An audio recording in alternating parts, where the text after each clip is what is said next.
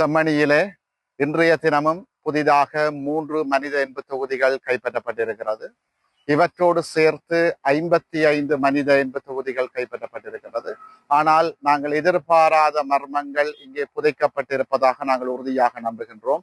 ஏற்கனவே கிருஷாந்தி குமாரசாமி அவர்களினுடைய பாலியல் படுகொலை வழக்கிலே சாட்சியாக இருந்த முன்னாள் இராணுவ சிப்பாய் சோமரத்ன ராஜபக்ஷ அவர்கள் சொல்லியதை போல 600க்கும் அதிகமான தமிழர்கள் இங்கே புதைக்கப்பட்டிருப்பதாக நாங்கள் உறுதியாக நம்புகின்றோம். அந்த எண்ணிக்கை மேலும் கூடலாமே தவிர குறைவதற்கு வாய்ப்புகள் இல்லை.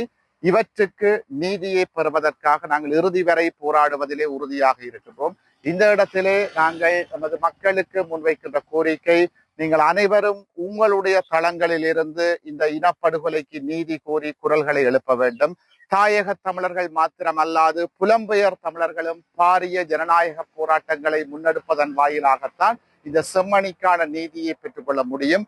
செம்மணி என்பது வெறும் செம்மணி கிடையாது. இது தமிழினத்துக்கு எதிராக சிங்கள பௌத்த பேரினவாதத்தால் மேற்கொள்ளப்பட்ட ஒட்டுமொத்த அரச பயங்கரவாதத்தினுடைய ஒரு பகுதியாகத்தான் நாங்கள் இதை பார்க்க வேண்டும். இது ஒரு குறியீடு.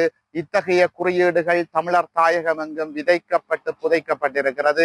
நாங்கள் செம்மணியை வைத்து எமது நீதி கோருகின்ற பயணத்தை பலப்படுத்த வேண்டும். அப்பொழுதுதான் எமது இனத்துக்கான நீதியை என்று ஒரு நாள் நாங்கள் பெற்றுக்கொள்ளலாம். இலக்கு ஒன்றே, இனத்தினுடைய விடுதலை. செம்மணிக்காக எமது குரல்கள் தொடர்ந்தும் ஒலிக்கும்.